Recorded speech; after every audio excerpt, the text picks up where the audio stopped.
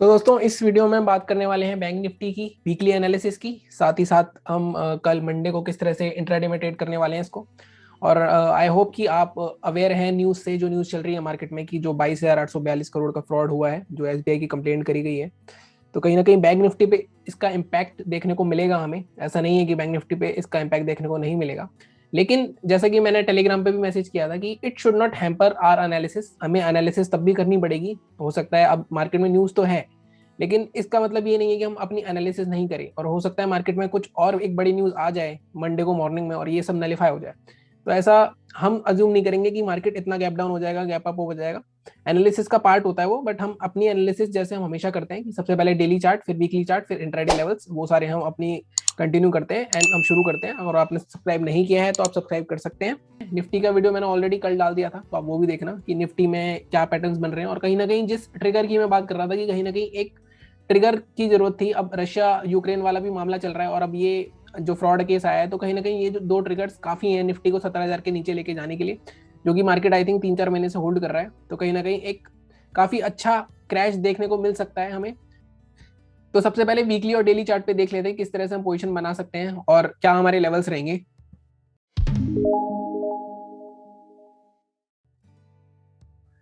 तो दोस्तों सबसे पहले मैंने लगा लिया है वीकली चार्ट। आज हम पहले वीकली चार्ट देखेंगे क्योंकि मुझे इसमें आपको एक बहुत इंपॉर्टेंट चीज दिखानी है। उसके बाद हम डेली चार्ट पे लेवल्स मार्क करते हैं कि हम किस तरह की पोजीशन बना सकते हैं। देखो, मैंने पहले भी एक बार बात करी थी आपसे, आई थिंक 2-3 बार बात कर चुका हूं मैं, कि बजट का जो महीना था फरवरी 2021 का, उसके बाद मार्केट कहीं नहीं गया। मार्केट वहीं घूम रहा है उसके आसपास। अगर आप देखो वहां से कुछ 600-700 पॉइंट ऊपर इस समय ट्रेड कर रहा है। लेकिन पिछले साल की फरवरी और इस साल के फरवरी में फर्क क्या है, मैं वो फर्क दिखाने की कोशिश करता हूँ आपको। फर्क सिर्फ इतना है कि पिछले साल जब मार्केट ने ये जो हाई बनाया, मार्केट का जो ऑल टाइम हाई था, वो तो हमारा ये, मार्क करता हूँ एक बार, 37,700 के आसपास का। मार्केट ने जब इतना टाइम लगाया इसको, यहाँ से मार्केट में एक बड़ा अच्छा खासा 6-7 हज़ार का करेक्शन आया। मार्केट ने यहाँ पे काफी कंसोलिडेट करा 3-4 महीने, उसके बाद ब्रेक करा मार्केट ने। और ब्रेक करने के बाद मार्केट ने फिर से 4-5 हज़ार का मूव आया। उसके बाद मैंने आपसे बात करी थी कि मार्केट को ऊपर जाना था, अगर अपना नया रन बनाना था तो मार्केट को यहीं से ऊपर निकल जाना था रीटेस्ट करके। लेकिन मार्केट इसके अंदर आ गया और मार्केट में एक अच्छा खासा सेल ऑफ आया। मार्केट ने 1-2 बार इसको क्रॉस करने की कोशिश करी दोबारा, लेकिन नहीं जा पाया। लेकिन अब ये क्रॉस कब हुआ? अब ये क्रॉस हुआ हमारा जनवरी में क्रॉस हुआ। अब मार्केट देखो यहाँ पे, और इस पोजीशन पे और इस पे फर्क मैं आपको बताता हूँ कि यहाँ पे मार्केट एकदम अंदर आ गया था, बड़ा सेल ऑफ आया। लेकिन यहाँ मार्केट कहीं ना कहीं इस लेवल को होल्ड करने की कोशिश कर रहा है। अगर आप कैंडल्स को भी देखो कि ये नेगेटिव कैंडल बनी, इसके नीचे लेके जाने की कोशिश करी, लेकिन ऊपर की तरफ क्लोज हो गया। उसके बाद मार्केट ने यहाँ पे भी एक अच्छी खासी बुलिश बनाई। इसका हाई निकल जाता, जो कि 39,550 का लास्ट वीकली लेवल था हमारा पोजीशन बनाने का, वो एक्टिवेट तो नहीं हुआ। तो इस वीक आई थिंक वो एक्टिवेट हो सकता है। अब ये न्यूज का इम्पैक्ट अगर हम साइड करके देखें, न्यूज वाली की बात करते हैं अभी कि क्या हो सकता है न्यूज का इम्पैक्ट हमारा। उसके साथ ही साथ अगर आप ये वाली कैंडल देखो, हमारी जो लास्ट थी, लास्ट वीक की कैंडल है, अगर ये भी देखोगे आप, तो ये भी काफी ज्यादा अच्छी बुलिश कैंडल ही बोलूंगा मैं। रेड कलर जरूर दिख रहा है, लेकिन काफी नीचे के लेवल से बाइंग आई है इसमें। तो कहीं ना कहीं ये जो लेवल है हमारा, इस कैंडल का हाई 39,150 के आसपास का, ये बहुत इंपॉर्टेंट है। अगर ये क्रॉस हो जाता है तो आई थिंक हमें 40,000 देखने में, 1-2 दिन में 40,000 हमें मिल जाएगा। बट वही है कि अब ये जो न्यूज आई है उसका क्या इम्पैक्ट होगा। साथ ही साथ वीकली चार्ट पे मैं आपको एक और चीज दिखाता हूँ कि मार्केट में हो क्या रहा है। ये तो लेवल हो गई कि यहाँ से मार्केट किस तरह का परफॉर्म कर सकता है। ये जो 5 हफ्ते मार्केट ने होल्ड किया है, ये काफी अच्छा कंसोलिडेशन है। अगर इसका कहीं किधर की भी साइड ब्रेकआउट होता है तो एक अच्छा मूव आ सकता है। नेगेटिव साइड लग रहा है अभी तो, क्योंकि जैसी न्यूज आई है, लेकिन पॉजिटिव साइड हो भी सकता है। बट तो दोनों लेवल्स हम मार्क करेंगे। अभी मैं डेली चार्ट पे लेके जाके दिखाऊंगा आपको मार्क क्यों कैसे करने में लेवल्स। मैं डेली चार्ट पे चल के आपको दिखाता हूँ कि हम पोजीशन किस तरह की बना सकते हैं वीकली चार्ट पे। एक बार डेली चार्ट करते हैं ओपन। अब आप देखो डेली चार्ट पे भी ये लेवल सिंक कर रहा है एकदम से हमारा। लेकिन डेली चार्ट पे कुछ और चीजें मैं आपको दिखाना चाहूंगा। पहले डिलीट करते हैं इसको। तो आप देखो डेली चार्ट पे एक ये हमारा ट्रेंड लाइन बन रही थी, जो कि हमने बात भी करी थी। एक ही हमारी ट्रेंड लाइन बन रही थी जिसका ब्रेकआउट हुआ था। अगर आप देखो यहाँ पे मार्केट ने 3 टचेस करे थे, उसका मार्केट ने यहाँ ब्रेकआउट करा। तो मैंने आपको बोला था कि हो सकता है मार्केट एक बार इसका रीटेस्ट करने आए और फिर ऊपर जाए। मार्केट आया रीटेस्ट करने, ऊपर गया। तो मार्केट को यहीं से ऊपर थोड़ा सा रिट्रेस करके ऊपर जाना चाहिए। अगर मार्केट दोबारा से इसका रीटेस्ट करने आ सकता है, लेकिन अगर इसके अंदर आ गया मार्केट, तो आई थिंक मार्केट में ये वाले टारगेट्स ओपन हो जाते हैं फिर से 36,000 तक के। तो ये मंडे को देखना है कि मार्केट इसके नीचे ओपन होता है या इसके ऊपर ओपन होता है। अगर इसके ऊपर ओपन होता है तो आई थिंक यहीं से एक हैमर कैंडल बना के दोबारा से अपना रन ले सकता है और इस तरह की ट्रेंड लाइन जो आ रही है इसका ब्रेकआउट कर सकता है। तो ये पूरी एनालिसिस डेली चार्ट पे हो रही है हमारी कि जिस तरह के पैटर्न बन रहे हैं। साथ ही साथ मैं आपको एक चीज और दिखाता हूँ कि हमने जो बात करी थी, एक ट्रेंड लाइन इसकी नीचे से भी आ रही है। अगर मैं यहाँ से लूँ अगर मैं यहाँ से एक ट्रेंड लाइन बनाता हूँ, देखो ट्रेंड लाइन कभी भी जबरदस्ती नहीं बनानी, ट्रेंड लाइन बन रही है तभी बनानी है। अगर मैं यहाँ से एक ट्रेंड लाइन बनाऊँ तो ये ट्रेंड लाइन भी बन रही है, ये दोनों कहीं ना कहीं सिंक कर रहे हैं।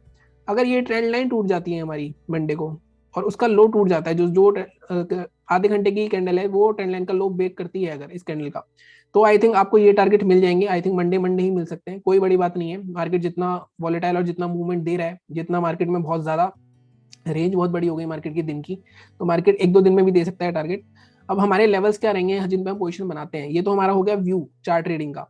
साथ ही साथ मार्केट के पास आखिरी मौका है, जो मैंने आपको लास्ट वीक भी बताया था कि मार्केट का जो ये पैटर्न बन रहा था डब्ल्यू पैटर्न, मार्केट को कहीं ना कहीं यहाँ से ऊपर निकलना है। अब यहाँ से ऊपर निकलने के लिए मार्केट को, अब साथ ही साथ मार्केट में ये जो स्विंग बना था इसके अंदर नहीं आना चाहिए था। देखो मार्केट इसके अंदर नहीं आ रहा था, लेकिन ये जो मंडे को हुआ, मंडे की कैंडल काफी इसके नीचे खुली और उसके बाद मार्केट में हाई लेवल से भी सेलिंग आई है, तो कहीं ना कहीं नेगेटिव ही देख रहा हूँ मैं मार्केट को। कल मार्केट जानी नीचे ही चाहिए, साथ ही साथ न्यूज का तो इम्पैक्ट होगा ही। लेकिन हमारे लेवल्स क्या रहेंगे वो बात कर लेते हैं कि लेवल्स किस तरह मार्क करने में। अब देखो अगर आपको सेलिंग करनी है तो सबसे पहले आपको जो लेवल दिखता है, तो आपको दिखता है ये मंडे का लो, मंडे का लो 38,396, तो आप सेल करोगे 38,400 के नीचे, 38,386। आई थिंक ये लेवल हम 2-3 बार दे चुके हैं सेलिंग के लिए। और अगर आप देखो यहाँ पर ये काफी अच्छा कोइंसाइड कर रहा है, यहाँ पे मार्केट का रेसिस्टेंस था, यहाँ पे ब्रेकआउट करा, अच्छा मूव आया, यहाँ पे एक सपोर्ट लिया, यहाँ पे जब ब्रेकआउट करा काफी अच्छा फॉल आया, तो एक अच्छा खासा लेवल है 38,400 का। लेकिन टारगेट में छोटे क्यों बोल रहा हूँ आपको, कि कहीं ना कहीं मार्केट इस लेवल से बार बार गिर रहा है। वैसे तो गैप डाउन मार्केट होता है तो कुछ नहीं कर सकते हम, अगर मार्केट यहाँ से निकलता है तो हमारा टारगेट क्या रह सकता है, तो हमारा फर्स्ट टारगेट रह सकता है ये, अगर आपको ये दिख रहा हो 38, ये वाला जो हमारा स्विंग है 38,000 के आसपास का। अब 38,000 साइकोलॉजिकल लेवल भी है, साथ ही साथ मैं आपको दिखाऊं कि यहाँ पे मार्केट में विक दिख रही होंगी आपको, यहाँ पे बाइंग एक्टिवेट होती है मार्केट में अधिकतर। यहाँ पे देखो आप, यहाँ पे सपोर्ट लिया हुआ है, साथ ही साथ एक साइकोलॉजिकल लेवल भी है। तो 38,000 का पहला टारगेट रह सकता है हमारा, अगर हमें पोजीशन बनानी है, और ये तो एक ही दिन में मिल जाएगी आपको। ये ब्रेक हो जाता है अगर, तो थोड़ी दिक्कत है, तो थोड़ा यहाँ तक का टारगेट आपको मिल सकता है 37,500 तक का, और हो सकता है इसका लो भी टेस्ट करने आए 37,300 तक का। तो मैक्सिमम टारगेट में 37,300 तक देख रहा हूँ। अब जैसे गैप डाउन की बात हो रही है हमारी, तो हो सकता है 38,000 के आसपास खुले। अगर मार्केट 38,000 के आसपास खुलता है तो आई थिंक आपको अवॉइड करनी पड़ेगी, हमें वीकली पोजीशन छोड़नी पड़ेगी, क्योंकि कहीं ना कहीं वहां पे एक डाइसी सिचुएशन हो जाएगी कि मार्केट ऊपर जाएगा या नीचे। हो सकता है, मैं जैसे बता रहा हूँ कि नीचे जाने के चांसेस क्या है, आप ये ट्रेंड लाइन जरूर मार्क करके रखना अपने चार्ट पे, ये जो डेली चार्ट की ट्रेंड लाइन है। कहीं ना कहीं ये ट्रेंड लाइन मार्केट ने अगर होल्ड कर ली मंडे को यहाँ कहीं मार्केट रुक गया, तो आई थिंक मार्केट में फिर से एक अपसाइड का मूव आ सकता है। और ये जो ट्रेंड लाइन बन रही है, साथ ही साथ इसके ब्रेकआउट पे मार्केट एक अपना नया रन दिखा सकता है। तो कहीं ना कहीं इस तरह की आप चार्ट पे लाइंस बना के रखना। अभी हमने बात करी है कि हमारी सेलिंग लेवल्स क्या रहेंगे, अब बाइंग लेवल्स की बात करते हैं। बाइंग लेवल मैंने आपको पहले भी बताया था कि मार्केट में जो बाइंग होगी वो 39,550 के ऊपर ही होगी, और उसका लेवल हमने कैसे निकाला था, ये जो हमारा 39,400 का जोन था, ये मैंने आपको बताया था कि कहीं ना कहीं मार्केट यहाँ पे एक दो दो तीन दिन तक मार्केट ने ऊपर जाने की कोशिश करी, यहाँ पे सेलर्स बैठे हुए हैं। अगर आप देखो यहाँ पे 3 दिन गिरा है मार्केट लगातार यहाँ से, तो अगर हमें बाइंग करनी भी है तो हमें इसके ऊपर बाय करनी होगी। लेकिन मैंने आपको बताया था कि 39,400 के ऊपर बाय करोगे आप, तो 39,500 550 के आसपास से घुमा देते हैं मार्केट।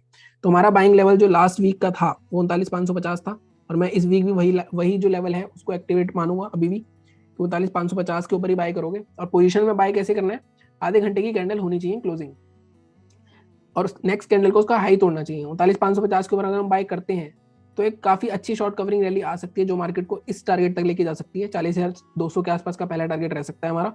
और दूसरा टारगेट अगर मार्केट इसके ऊपर भी निकलता है तो मार्केट का अगला हर्डल डेली चार्ट पे तो ये दिख रहा है 40,800, लेकिन 40,500 के आसपास 550 के आसपास हम टारगेट रखेंगे। तो ये हमारे बाइंग के टारगेट्स हो गए, ये हमारे सेलिंग के टारगेट्स हो गए। तो वीकली पोजीशन के ये टारगेट थे। एक बार वीकली चार्ट पे चल के देख लेते हैं कि ये कोइंसाइड कर रहे हैं या नहीं हमारे लेवल्स के साथ। अगर मैं वीकली चार्ट पे खोलूं इसको, तो आप देखो सेलिंग का लेवल जो हमारा बन रहा था, 38,386। अब यहाँ पे अगर 38,386 देखोगे तो आप यहाँ पे 38,386 पे मार्केट में काफी रेसिस्टेंस लिया था, तो इसके अंदर आएगा तो सेलिंग आ सकती है। तो ये लेवल हमारा परफेक्टली फाइन है सेलिंग पोजीशन के लिए।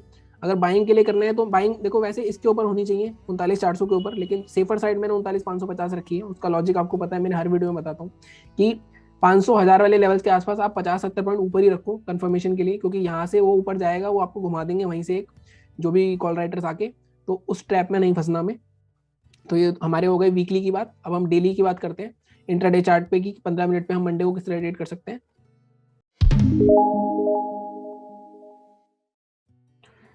सो दोस्तों अब मैंने लगा लिया है 15 मिनट का चार्ट। और इंट्राडे में जैसा मैं हमेशा बोलता हूँ कि इंट्राडे ट्रेडिंग में आप 200 पॉइंट बहुत है बैंक निफ्टी में, तो आप उससे ज्यादा के लिए मत बैठा करो, क्योंकि मार्केट बैंक निफ्टी का ऐसा है कि वो एक कैंडल में ही रिवर्स करके आपके 200 पॉइंट खा जाता है वो, और उसके बाद फिर आप फ्रस्ट्रेट हो जाते हो, फिर आप बार बार ट्रेड लेने लग जाते हो। तो बैंक निफ्टी में बहुत ज्यादा पेशेंस की जरूरत है, और बैंक निफ्टी में प्रॉफिट बुकिंग बहुत इंपॉर्टेंट है, क्योंकि बैंक निफ्टी में अगर आपने हल्का सा भी देरी करी प्रॉफिट बुकिंग में अपनी, या आधी क्वांटिटी तो बुक कर ही लिया करो, क्योंकि वो इतनी जल्दी रिवर्स करेगा कि वो आपको सोचने का मौका भी नहीं देगा।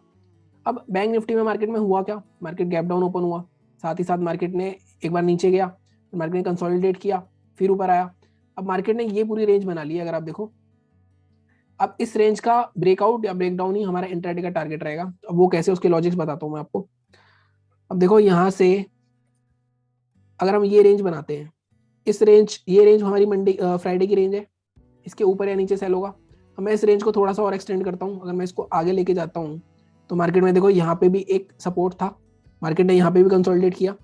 तो मैं सेलिंग कहाँ करूंगा, तो सेलिंग के लिए मैं थोड़ा सा इसको एडजस्ट नीचे लेके जाऊंगा इस लेवल पे।